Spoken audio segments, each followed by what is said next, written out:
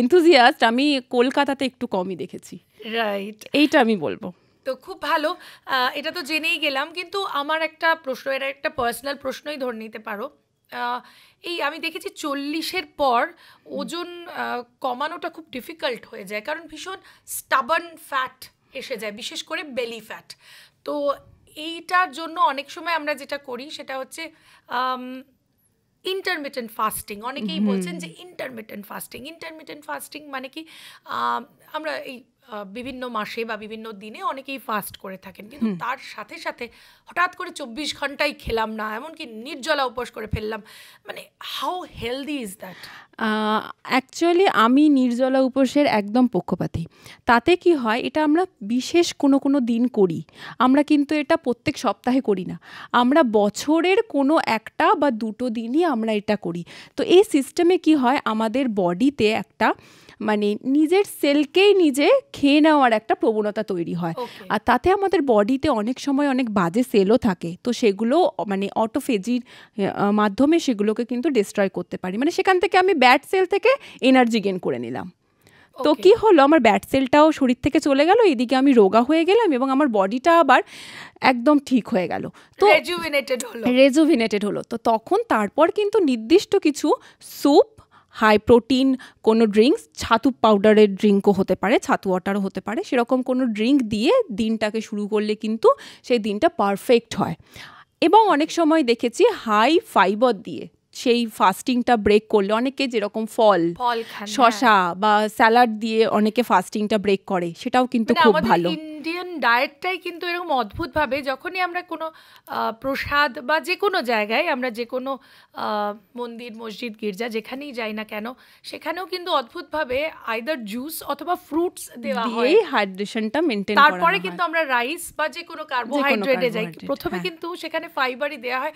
অদ্ভুতভাবে কিন্তু আমাদের এই সিস্টেমগুলো রয়েছে, আমরা সেগুলোকে মেনে চললে আমার মনে হয় আমাদের শরীরের জন্য ভালো, অনেকটাই ভালো। আর যেটা তোমার প্রশ্ন ছিল 40-এর পর, যে 40-এর পর যারা ইন্টারমিটেন্ট ফাস্টিং করছে তাদের জন্য বলে রাখি, ইন্টারমিটেন্ট ফাস্টিং করার জন্য আপনাকে দেখে নিতে হবে কিছু কিছু ব্লাড প্যারামিটার, যে আপনার হিমোগ্লোবিন থেকে শুরু করে এলএফটি থেকে মানে লিভার ফাংশন টেস্টগুলো থেকে শুরু করে সেগুলো ঠিক আছে কিনা বডিতে, এই প্যারামিটারগুলো ম্যাচ করলে তবেই আপনি ইন্টারমিটেন্ট ফাস্টিং করতে পারেন। হুট করে কোনো মানে কোথাও দেখে ইন্টারমিটেন্ট ফাস্টিংটা শুরু করবেন না, তাতে বডিতে অনেক প্যারামিটার কিন্তু চেঞ্জ হয়ে যায়, আর আফটার অল আমরা ডিজিজের দিকে যেতে থাকি। এইরকমভাবে কিন্তু যদি কেউ কম বয়সী থাকে, আমি বলবো ইন্টারমিটেন্ট ফাস্টিং তারা করতেই পারে, বড় যারা রয়েছে 40-তে তারাও করতে পারে, কিন্তু এই প্যারামিটারগুলো দেখে। এবং ইন্টারমিটেন্ট ফাস্টিংয়ের একটা উইন্ডো থাকে, 4 আওয়ার্স 8 আওয়ার্সের একটা উইন্ডো থাকে, তো জেনে নিতে হবে কোন উইন্ডোটা আপনার জন্য ভালো, এবং সেখানে আপনি কি প্রোটিন হাই ইনটেক করবেন না ফাইবার না কার্বোহাইড্রেট মডারেশনে, সেইটা কিন্তু জেনে নিয়ে বডি ওয়েট এবং আপনার ডিজিজ অনুযায়ী কিন্তু সেগুলো আলাদা হয়, সেগুলো জেনে কেউ করতেই পারে, সেটাতে কিন্তু কোনো বাধা নেই। ওকে, তাহলে আমরা মোটামুটি বুঝে গেলাম যে মানে কি খাবো না বা কখন খাবো না কোন জিনিসটা, কিন্তু কি খাবো মানে সেটাও তো খুব জানতে ইচ্ছে করছে আর কি, যে ওজন কমাবো মানে একদম খাবো না সেটা তো প্রথমেই তুমি বারণ করে দিয়েছো, তাহলে খাবোটা কি?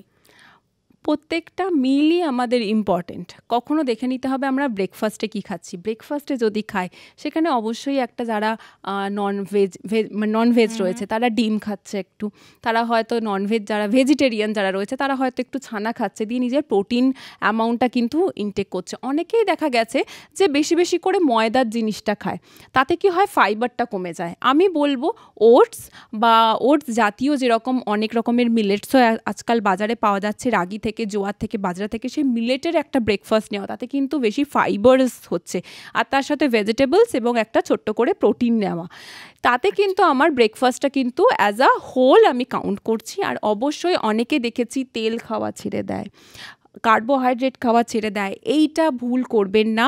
তেল, কার্বোহাইড্রেট এই সমস্ত কিছু কিন্তু আমাদের বডির প্রত্যেকটা সেলের নিড, প্রত্যেকটা হরমোন কিন্তু প্রোটিন, কার্বোহাইড্রেট, ফ্যাট দিয়েই তৈরি হয়। তো সুতরাং হরমোন ডিসব্যালেন্স করবেন না। আর প্রত্যেকটা মিলে একটু করে ফাইবার, একটু করে সবেতেই ভাত খাচ্ছি বা সব সময় রুটি খাচ্ছি, এই মোনোটোনাস জিনিসটা ভেঙে বলবো একটু নানান রকমের জিনিস খেতে, একটু পনির খেতে, যেটা 40s ওপর যেটা বলছো।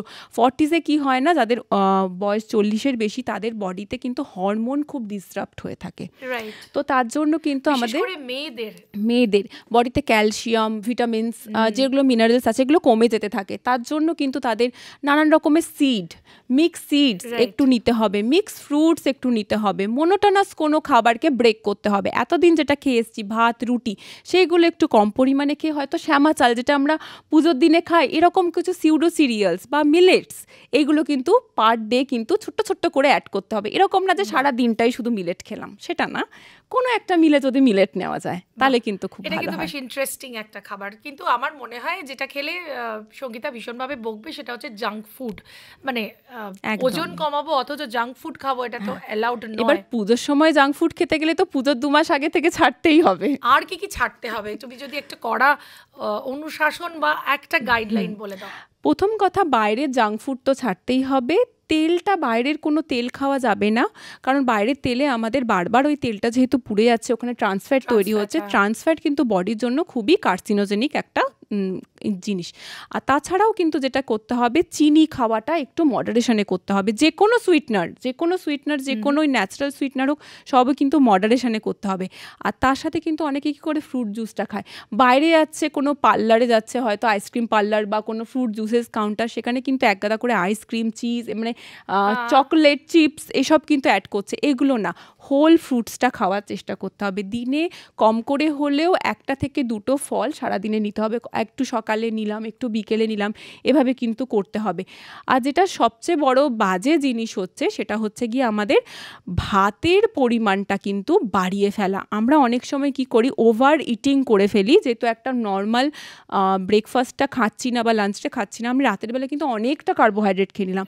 সেটার পোর্শনটা কমিয়ে দিয়ে একটু স্যালাড, একটু শাক, একটু প্রোটিন, যেরকম মাছ মাংস, বা যদি কেউ ভেজ হয় তাহলে ডাল, হ্যাঁ, তো এইগুলো, দই আছে, সয়াবিন দই, হ্যাঁ, এইগুলো কিন্তু আমাকে একটু ব্যালেন্স করে পোর্শনটা অল্প কমিয়ে নিয়ে কিন্তু আমাকে খেতে হবে। পেটটাও কিন্তু ভরে। এই অনেকের বলে যে আমি অনেক পেশেন্টকে দেখেছি, তারা কি করে, একদম এত কম খেয়ে এসেছে, আমি কেন ওজন বাড়ছে। তো ডায়েটে যেটা লিখলাম আমি, কিন্তু উনি যা খান তার ডাবল লিখে দিলাম, কারণ উনি খাচ্ছেনই না নিউট্রিয়েন্ট। আমি বললাম আপনার রোগ এসে গেছে, ব্লাড রিপোর্ট এত চেঞ্জেস রয়েছে, আপনাকে আপনি খান, নিশ্চয়ই আপনার ঠিক হবে। তো সে আসছে 1 মাস পর, তার কিন্তু অনেকটা বডির কিন্তু সুস্থ হচ্ছে, সে মাসেল গেইন করছে আর ফ্যাট লস করছে। তাতে কি হচ্ছে, তাদের ইঞ্চটা কমে যাচ্ছে।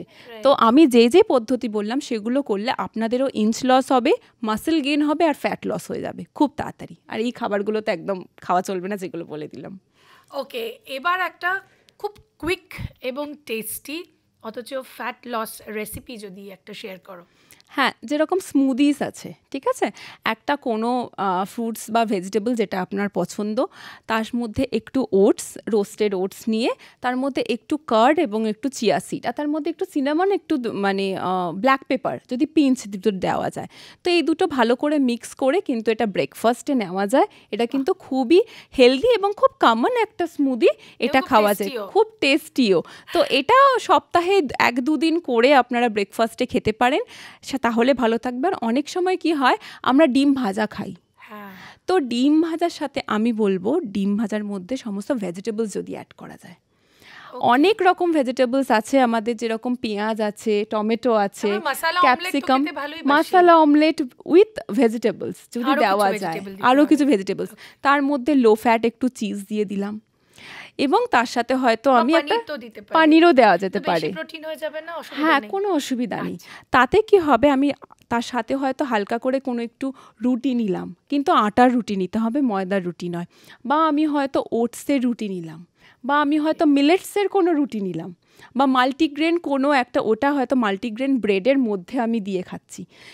এইগুলো খেলে কিন্তু এই পার্টিকুলার এই দুটো রেসিপি যদি কেউ সপ্তাহে 2 থেকে 3 দিন বা 4 দিন নিজের মিলে অ্যাড করে, তাহলে কিন্তু অনেকটা ওয়েট লস হবেই। ওকে, তাহলে আমরা মোটামুটি পুজো থেকে আর একটুখানি দূরে রয়েছি। চেষ্টা করব আমরা নানান কিছু মিথও রয়েছে এই ওয়েট লস নিয়ে, সেগুলোকেও ভাঙার।